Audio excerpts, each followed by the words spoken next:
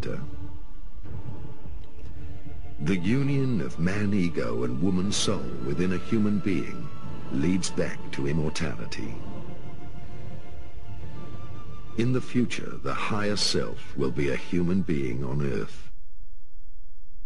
Christianity and the Templar Order. Each time it was written down, the true revelation of the divine was falsified, because every testament always represents an interpretation of that not experienced. This is how the world religions originated, with all their different sects, which strictly followed dead words to the letter, and were misled from generation to generation further away from the truth. After Christ's death, his words were wrongly interpreted also, and in parts purposely falsified. During the first century, great disappointment was felt within the first original Christian congregations, when part of the scriptures were falsely interpreted by the secret Hebrew brotherhoods, who stood on the side of the Romans. The Atlantean gospel of the life of the Essenes, Essena, which still includes the teachings of reincarnation, but excludes any interpretation of evil, led through the centuries to the strong division between heaven and hell. Peter, in his last days, recognized what had happened and asked to be hanged by his feet, symbolizing the world's confused situation. Back then, all his followers were only comforted by the knowledge that one day in the future, just before the return, they would be reborn in order to inherit the world. For a long time, Christianity and the secret lodges of the Brotherhood had entered the European royal courts, where various knightly brotherhoods went to look for their roots in the Holy Land. Crusaders from all the European countries started on their journey to the Holy Land. Some of these knights had not been initiated by the Freemason Brotherhood, who had already at the time total control over the Vatican. They were searching for the truth because they disagreed with the activities of the head of the church. Especially during the 11th century, German and Baltic crusaders traveled to Syria, where an old master, called the Elder of the Days, told them the whole truth about the Atlantean brother war of the priesthood castes. The Babylonian stone plates revealed to them the destruction of the Aramaic Brotherhood by the Hebrew Brotherhoods, and the whole truth about the falsification of the gospel of the Essenes and Christ's message. This led to an immediate split from Christianity, and a new order of Templars was founded. After their return, the Templars used their newfound knowledge of Atlantis and built the Grail castles throughout all European countries. They introduced the money system and enjoyed a high reputation. Later, they were persecuted by the church. The old lodges followed, and the Inquisition began.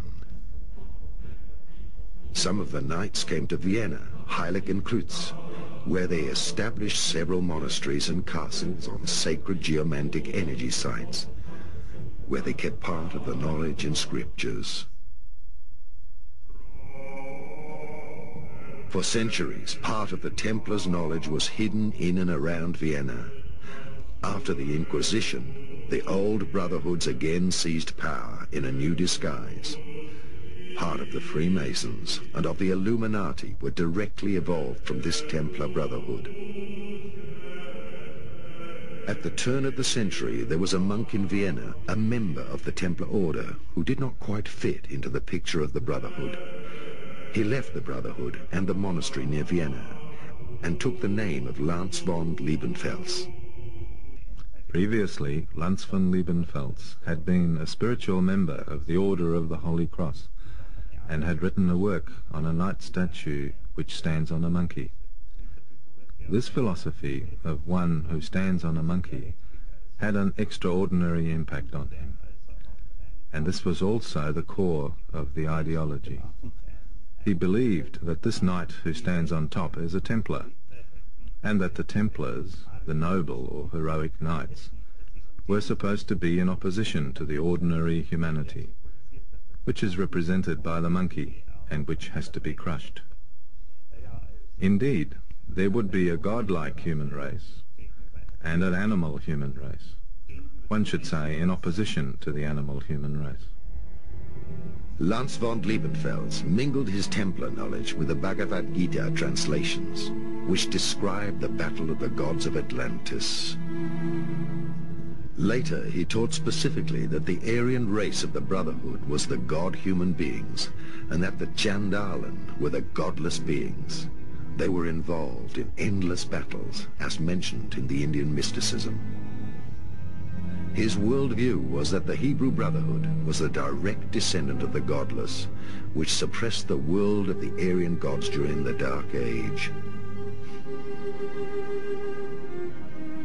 Another interpretation was that the Nordic and Germanic people were the only descendants of the Atlantean Aryan gods, and that their origin could only be identified by their blonde hair and blue eyes.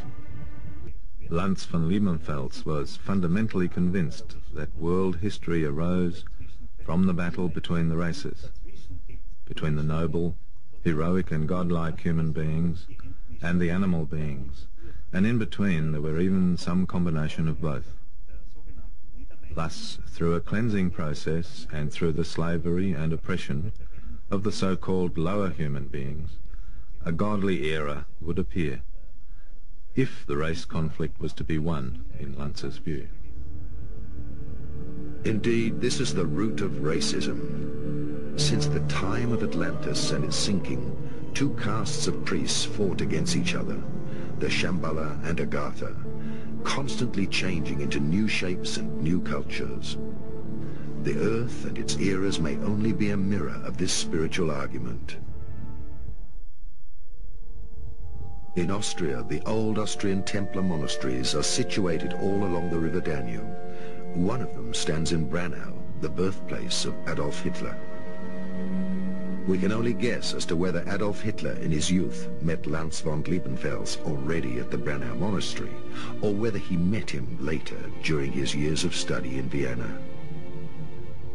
We can be sure that Lanz von Liebenfels initiated Hitler into the old Templar knowledge, the brother war of Atlantis, and into the falsification of Christ's message, the persecution of the Aramaic Brotherhood by the Hebrew Brotherhood, and all these secrets of the past.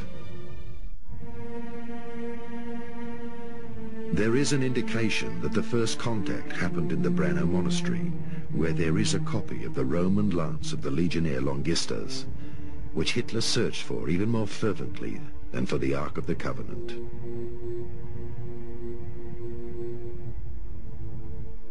The lance of Longistus was supposed to hold magical powers, as it had been thrust into Christ's heart.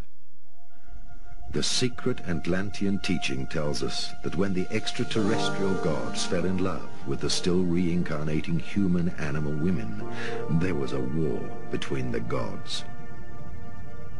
The dissidents, the fallen angels, were banished to become humans. The last remains of the fallen gods from Atlantis were the kings of the Indo-Aryan castes and priesthoods. These Aryan priesthoods were dispersed by the incoming black races of the subcontinents, and the era of the gods came to an end. For thousands of years, the god-humans from the stars were incarnating into humans, while the Indian scholars were still fighting over which of the descendants of the Aryan gods belonged to the animal-human race.